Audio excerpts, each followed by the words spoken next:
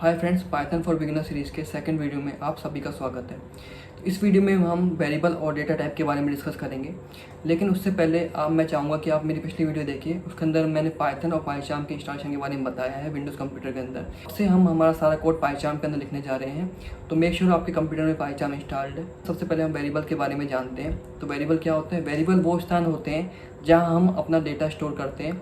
Basically ये एक reserve memory location होता है वैल्यू को स्टोर करने के लिए।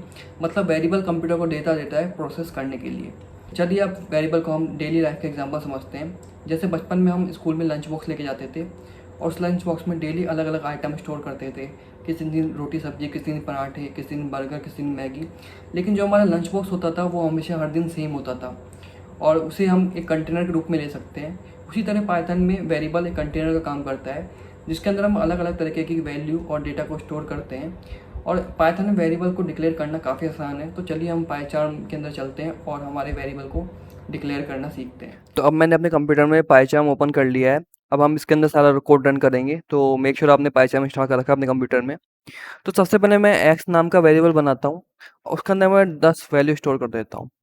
उसके बाद मैं नेम नाम का वेरिएबल बनाता हूँ और उसके अंदर मान लीजिए मैंने लिख दिया अक्षय, मेरा नाम लिख देता हूँ मैं। उसके बाद में मैं एज नाम का वेरिएबल बना रहा हूँ यहाँ पे और उसके अंदर मैं एज एंटर कर देता हूँ।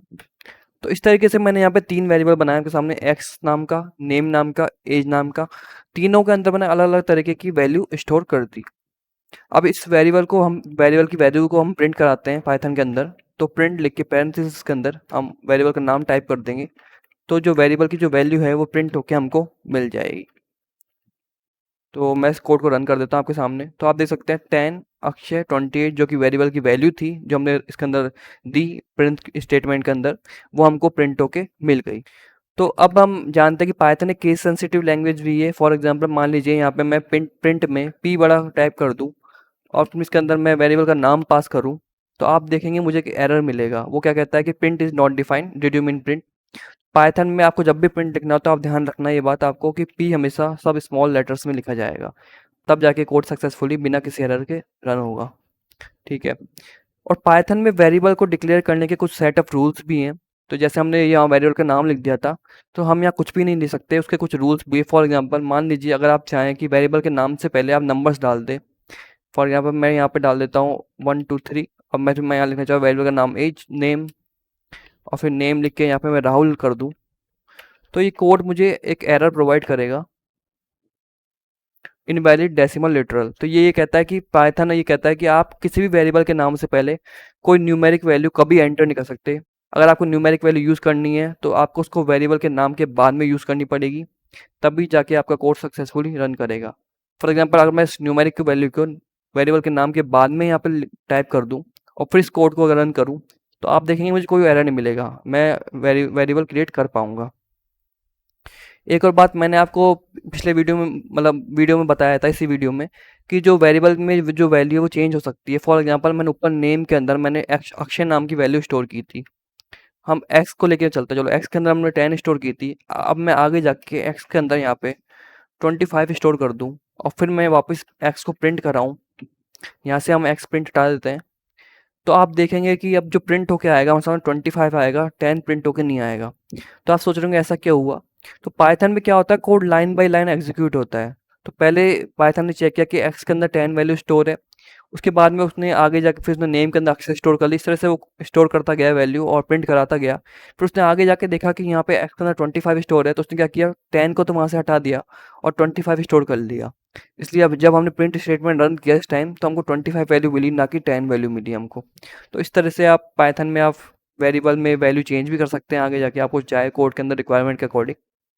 और वेरिएबल भी केस सेंसिटिव होते हैं। फॉर एग्जांपल मान लीजिए मैंने यहाँ पे एक और मैं नेम नाम का वेरिएबल क्रिएट करता हूँ और उसके अंदर मैं टाइप कर देता हूँ, मान लीजिए कुछ भी रोहन टाइप कर देते हैं और फिर इसको मैं प्रिंट कराने जा रहा हूँ यहाँ पे। तो आप देखेंगे यहाँ पे रोहन प्रिंट होके मुझे मिल गया। लेकिन अगर मैं यहाँ पे एन स्मॉल रखता यहाँ पे तो मुझे अक्षय प्रिंट होके मिलता ऊपर वाला। ऐसा क्यों हुआ? क्योंकि केस सेंसिटिव है। या अगर यहाँ ऊपर हमने स्मॉल लेटर्स यूज़ किए थे इसलिए वो अलग वेरिएबल कहलाएगा, नीचे हमने एन कैपिटल कर दिया इसलिए अलग वेरिएबल कहलाएगा। तो ये केस सेंसिटिव लैंग्वेज है पाइथन, इसमें आपको बहुत ध्यान रखना पड़ेगा इस बात का, ठीक है? तो वेरिएबल के हमने रूल्स में बात कर रहा था। एक और रूल का ये कहता है कि आप अंडरस्कोर भी यूज़ कर सकते हैं वेरिएबल के नाम से पहले। फॉर एग्जांपल अंडरस्कोर मैं एज कर दूँ और यहाँ पे 26 कर दूँ, तो ये कोड सक्सेसफुल रन हो जाएगा। पाइथन को इससे कोई इशू नहीं है, आप अंडरस्कोर यूज़ कर सकते हैं। बस ये रूल आपको ध्यान रखना है कि न्यूमेरिक वैल्यू आप वेरिएबल के नाम से पहले कभी नहीं यूज़ करनी है आपको। अगर आप यूज़ करते हैं तो आपको एरर मिलेगा। तो हमने वेरिएबल्स के बारे में पढ़ लिया कि वेरिएबल क्या होते हैं, वैल्यू स्टोर करने के काम आते हैं बेसिकली। कुछ भी नाम होते हैं, कीवर्ड्स होते हैं, उसको हम पास करके यहाँ पे प्रिंट करा सकते हैं वैल्यू। अब हम आगे पढ़ेंगे डेटा टाइप्स के बारे में, तो चलिए शुरू करते हैं। इसको कोड को मैं क्लियर कर देता हूँ एक बार आपके लिए। तो डेटा टाइप, इस वीडियो में हम 4 तरह के डेटा टाइप के बारे में पढ़ेंगे: इंटीजर, फ्लोट, बुलियन और स्ट्रिंग। तो सबसे पहले हम स्ट्रिंग के बारे में बात करते हैं। स्ट्रिंग क्या होती है?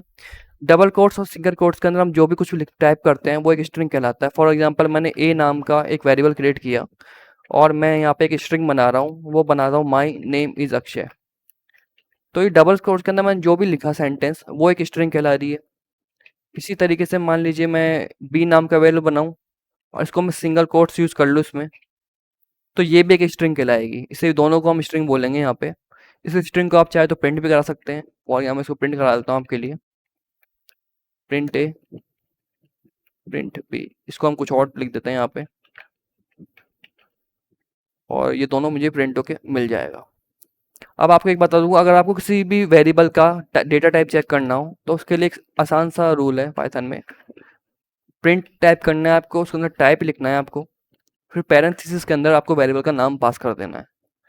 अब इस कोड को मैं रन करूंगा तो मुझे बता देगा क्लास str। ये str क्लास के अंदर स्ट्रिंग मतलब कहलाएगा। तो ये बिल्ट इन डेटा टाइप्स कहलाते हैं पाइथन के। अब मैं इसको वापस एक ही जगह यहाँ पे अगर मैं बी टाइप कर दूँ और फिर मैं प्रिंट करूँ तो भी स्ट्रिंग कहलाएगा। तो पहला डेटा टाइप आप समझ गए होंगे, ये स्ट्रिंग डेटा टाइप है। अब हम पढ़ेंगे इंटीजर डेटा टाइप। तो इंटीजर क्या होते हैं? जो भी न्यूमेरिक वैल्यू होती है 0 से लेकर 9 तक की, वो सब इंटीजर डेटा टाइप के अंदर आते हैं। फॉर एग्जांपल यहाँ पे मैंने x नाम का एक वेरिएबल क्रिएट किया, उसके अंदर मैंने 15 वैल्यू एंटर कर दी। अगर मैं इसको यहाँ पे प्रिंट कराता हूँ तो ये प्रिंट होके मुझे मिल जाएगा। अगर मैं इसका टाइप प्रिंट करना चेक करना चाहता हूँ तो यहाँ पे मैं टाइप लिख देता हूँ और x लिख देता हूँ, तो मुझे ये वेरिएबल का टाइप बता देगा। ये इंट क्लास इंट आ गया, तो इंटीजर वेरिएबल डेटा टाइप है, सॉरी डेटा टाइप है इंटीजर टाइप का। तो पहले हमने स्ट्रिंग डेटा टाइप के बारे में पढ़ा, फिर हमने इंटीजर डेटा टाइप के बारे में पढ़ा। अब हम पढ़ेंगे फ्लोट। तो मैथ्स में आपने कभी देखा होगा कुछ डेसिमल वैल्यूज हुआ करती थी। फॉर एग्जांपल अभी हम 3.14 ले लें यहाँ पे, और इसको अगर हम प्रिंट कराएं और इसी तरह से हम इसका टाइप भी चेक कर लेते हैं।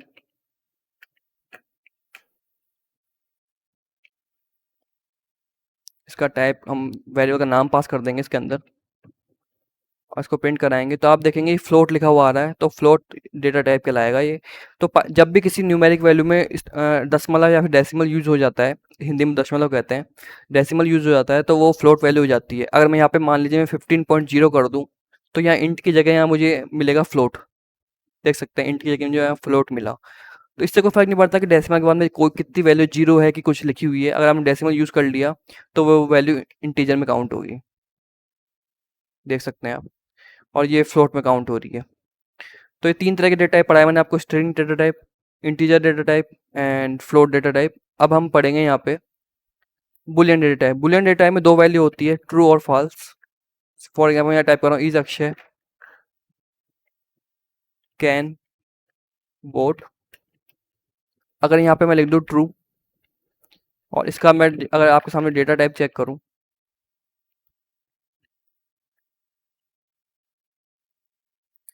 तो ये मुझे बूल दिखाएगा, तो क्लास बूल। तो बुलियन डेटा है, बुलियन डेटा में 2 वैल्यू होती है, ट्रू और फॉल्स। इसके बारे में विस्तार से हम आगे जाके जब इफ एल्स कंडीशन पढ़ेंगे जब पढ़ेंगे बुलियन डेटा टाइप के बारे में। अभी के लिए आप इतना समझ लीजिए, बुलियन डेटा टाइप होता है उसके अंदर 2 वैल्यू आप दे सकते हैं, ट्रू और फॉल्स। तो अब तक मैंने आपको पाइथन के अंदर कुछ basic built in data types के बारे में बताया, वो थे हमारे इंटीजर, स्ट्रिंग, फ्लोट और बुलियन। अब हम कुछ एडवांस के डेटा टाइप्स के बारे में बात करने वाले हैं, वो होते हैं लिस्ट, टपल और डिक्शनरी। तो सबसे पहले लिस्ट के बारे में बात करते हैं। तो लिस्ट क्या होता है? लिस्ट होता है collection of items in specific order. मतलब ये मल्टीपल डेटा टाइप्स का कलेक्शन होता है और ये म्यूटेबल होता है। म्यूटेबल का मतलब क्या होता है? जिसे चेंज किया जा सके उसे म्यूटेबल कहते हैं पाइथन के अंदर, और इसे स्क्वायर ब्रैकेट से डिनोट करते हैं लिस्ट को। और म्यूटेबल म्यूटेबल में लोग कंफ्यूज हो जाते हैं, तो म्यूटेबल को मैं आप एक और एक्सप्लेनेशन से समझा सकता हूँ। जैसे कि आपने कैप्टन अमेरिका मूवी देखी है, उसके अंदर उसका म्यूटेशन होता है और उसके बाद में उसकी बॉडी बॉडी बन जाती है, उसके अंदर स्ट्रेंथ आ जाती है। उस तरह से लिस्ट काम करती है। लिस्ट को आप चेंज किया जा सकता है लिस्ट को। तो लिस्ट कैसे क्रिएट करते हैं पाइथन के अंदर? मान लीजिए मैंने ए नाम की लिस्ट क्रिएट करी, स्क्वायर ब्रैकेट यहाँ पे मैंने लगाया और उसके अंदर मैंने मल्टीपल वैल्यू पास कर दी। फॉर एग्जांपल अक्षय नाम से स्ट्रिंग पास की, 25 इंटीजर वैल्यू पास की, उसके अंदर मैंने फ्लोट वैल्यू पास कर दी, उसके बाद में मैंने एक बुलियन वैल्यू पास कर दी। तो ये मल्टीपल डेटा टाइप्स यूज़ किया मैंने इसके अंदर आपके सामने। इसको अगर मैं प्रिंट कराना चाहूँ तो प्रिंट हो जाएगी। अगर इसका टाइप चेक करें हम, तो टाइप आपके सामने यहाँ मिल के निकल के आएगा, वो आएगा लिस्ट, क्लास लिस्ट। तो इस तरीके से आप लिस्ट क्रिएट कर सकते हैं पाइथन के अंदर। आपको कुछ भी वेरिएबल का नाम लिखना है, उसके बाद में आपको स्क्वायर ब्रैकेट यूज़ करना है और मल्टीपल वैल्यूज़ पास कर देनी है, और आपको वेरिएबल का नाम प्रिंट कर सकते हैं, हम टाइप चेक कर सकते हैं। लिस्ट के बाद में हम टपल की बात करेंगे। तो टपल क्या होता है? टपल होता है similar to a list, list के समान होता है पर ये इम्यूटेबल होता है। तो टपल भी लिस्ट की तरह होता है, लेकिन ये इम्यूटेबल होता है। इम्यूटेबल मतलब जिसको चेंज नहीं किया जा सकता। तो इसके अंदर आपने टपल के अंदर जो एक बार वैल्यू पास कर दी, आप उसको चेंज नहीं कर सकते क्रिएशन के बाद में, ठीक है। और टपल्स को डिनोट करने के लिए पैरेंथेसिस का यूज़ करते हैं। फॉर एग्जांपल मैंने बी नाम का टपल बनाया और पैरेंथेसिस यूज़ किया मैंने इसके अंदर, और मैं इसके अंदर मल्टीपल वैल्यू पास कर देता हूँ आपके लिए, जैसे अक्षय, राहुल, देवेंद्र। तो इस तरीके से मल्टीपल मैंने वैल्यू पास कर दी इसके अंदर। अगर मैं इसको प्रिंट कर रहा हूँ तो ये प्रिंट हो जाएगा। इसका मैं अगर टाइप चेक करूँ आपके लिए, और इसका अगर मैं टाइप यहाँ से चेक कर लूँ, तो ये मुझे बताएगा टपल। और बाई चांस मैं यहाँ पे स्क्वायर ब्रैकेट यूज़ कर लूँ ये हटा के, तो आप देखेंगे इसका टाइप ऑटोमेटिकली चेंज हो जाएगा। अब ये बन जाएगा लिस्ट। तो आपको ये ध्यान रखना है, लिस्ट बनाने के लिए आपको स्क्वायर ब्रैकेट यूज़ करना है, और टपल बनाने के लिए जो कि चेंज नहीं किया जा सकता, उसके लिए आपको क्या यूज़ करना है? पैरेंथेसिस। तो लिस्ट और टपल के बारे में हम पढ़ेंगे डिक्शनरी। तो हमें एक डिक्शनरी क्या होती है? डिक्शनरी के अंदर एक की होती है और एक वैल्यू होती है उसकी। तो आपने इंग्लिश की डिक्शनरी सबने देखी होगी, तो उस तरीके से ये डिक्शनरी काम करती है। एक की होती है, एक वैल्यू होती है। इसके लिए हम कर्ली ब्रेसेस यूज़ करते हैं। तीनों ब्रैकेट आपको बता दिए, square bracket, parenthesis and curly bracket. तो इसके अंदर एक की होती है, एक वैल्यू होती है। फॉर एग्जाम्पल नेम नाम की ले ली मैंने, और इसके अंदर मैंने मेरा नेम पास कर दिया वैल्यू के अंदर। इसी तरीके से मैंने एज नाम की यहाँ पे मैंने की ले ली, और इसके अंदर वैल्यू पास कर दी मैंने 28। इसी तरीके से मैं जेंडर नाम की ले लेता हूँ, और इसके अंदर मैं वैल्यू पास कर देता हूँ मेल। अब मैं इसको प्रिंट कराना चाहूँ तो ये प्रिंट होके मेरे सामने आ जाएगी। इस कोड को रन कर लेते हैं, ठीक है, देख सकते हैं आप। और अगर मैं इसका टाइप चेक करूँ आपके लिए, तो वो भी मैं चेक कर सकता हूँ। वो मुझे बता देगा डिक्ट। तो 4 basic built in data types के बारे में बाद में हमने पढ़ा। लिस्ट के बारे में, टपल के बारे में, डिक्शनरी के बारे में। लिस्ट के अंदर जो कंटेंट होते हैं उसको चेंज किया जा सकता है। टपल के अंदर जो कंटेंट होते हैं उसको चेंज नहीं किया जा सकता। और जो डिक्शनरी होती है उसके अंदर एक की होती है, एक वैल्यू होती है। इतना ध्यान रखना अभी के लिए आपको। बाद में इन तीनों को हम अलग अलग वीडियो में कवर करेंगे, लिस्ट को, टपल को, डिक्शनरी को, किस तरह से हम इनके ऊपर ऑपरेशन कर सकते हैं, basically if else condition run कर सकते हैं। तो अगर आपको ये वीडियो पसंद आई हो तो आप इस वीडियो को लाइक करना ना भूलें। और मैं करंटली अभी बहुत लो सब्सक्राइबर पे हूँ, तो आप मेरे चैनल को सब्सक्राइब करें ताकि मैं इस कोर्स को कंप्लीट कर पाऊँ। So thank you guys for watching this video. और अगर आपकी कुछ क्वेरी हो तो भी आप कमेंट कर सकते हैं इस वीडियो के अंदर, ताकि मैं आपको सॉल्यूशन प्रोवाइड कर सकूँ आपका पाइथन से related. So thank you guys for watching this video. Subscribe करना मत भूलना।